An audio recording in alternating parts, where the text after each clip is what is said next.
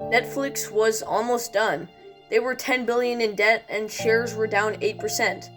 Nothing could save them. But then, something blew up.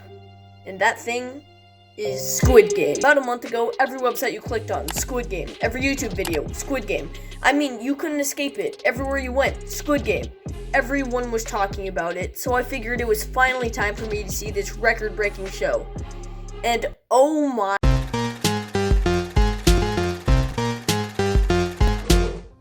Squid Game was released in September, and at the time of filming this, it is November 24th.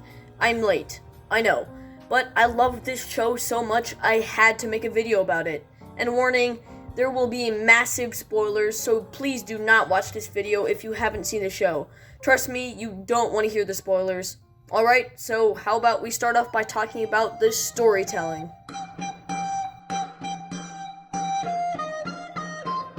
The first half of the show was easily a lot better than the second, however both were really good. The second half didn't have the amazing writing the first did, but both were brilliant. Squid Game's concept is something simple and maybe fairly similar to other movies and shows, but what's special is that it looks fun and bright, but it's actually an extremely dark show. If you lose the game, you're eliminated, and it's not like go stand by the wall and wait till the game ends. You are out. You're dead. It's messed up, but intriguing. It's very simple and not complex at all, which makes everything so easy to follow, which also helps someone like me keep watching episode after episode.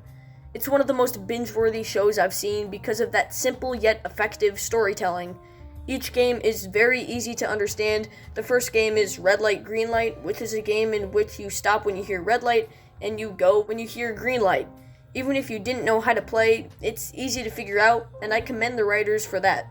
The big twist and reveal in the last episode was incredibly unexpected. I did get spoiled for it, but it still paid off. I was very late to the party, so I did happen to get spoiled for the ending, which is super sad. It still worked really well, but it obviously would have worked so much more if I didn't get spoiled. The twist wasn't needed, but the writers very cleverly foreshadowed that big reveal of my favorite character of the show, Ilnam, the old man, being the creator of the game. The motivation he had behind creating the games being simply wealth and boredom definitely isn't the greatest explanation. However, after doing research, I have found that similar things of the same nature do actually exist in the real world, because of crazy people with enough money to do so. Not that the games exist, but things similar to that style of torture do, sadly. It's really sad and heartbreaking, to be honest. Nevertheless, I do think that the reveal and backstory could have been more interesting. After seeing the whole show, I still think that episode 1 was the best because it had the best world building and set up the characters so well. This show really subverted my expectations in episode 2. I was almost positive they would have to stay and play after the vote they took, but they actually got to go home. This let the audience see why these characters needed to be there in the first place, and I wasn't expecting them to go that route, but they did, and it paid off. In a story where the characters are choosing to play in these deathly games, the aspect of showing why they want to play in them is crucial, and they knock it out of the park with that. Every episode and game raised the stakes and tension, and also caused me to press the next episode button right away after each.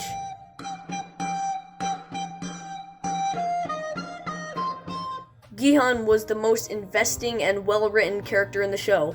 He's a gambler that gets his winning money stolen, is millions of won in debt, and lost custody of his daughter, who may not see him again in a long time because she is moving to America with her mother. The show sets up his characters' motivations in a breathtaking way, as well as the side characters. There are so many factors layered upon the fact everyone is in debt, which makes them realize they might as well play in the games, even after they voted to go home. It emphasizes their desperation and was an amazing part of the series. The show also actually made me cry in episode 6, as it did a lot of people. Seeing Ali, as well as the old man supposedly die, was heartbreaking. Seriously, that episode was way too much to handle.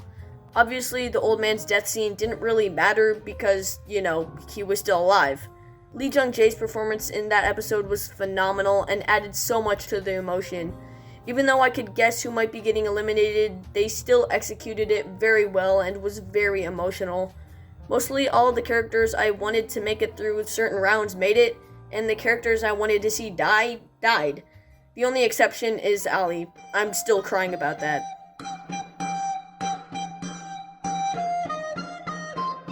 The sets are absolutely astonishing. The game rooms and the staircase look so beautiful and pleasing to the eye. The cinematography is also gorgeous, and the lighting and color are bold and serve a purpose. I love the soundtrack as well, which sets the tone immediately and helps you sense how something might play out. Like I said, it's a very colorful show, but it's also so dark, and the contrast between the two characteristics works so well. I love how simplistic the costumes are too. The players wear green and the soldiers wear pink. It's easy to understand, and I love that.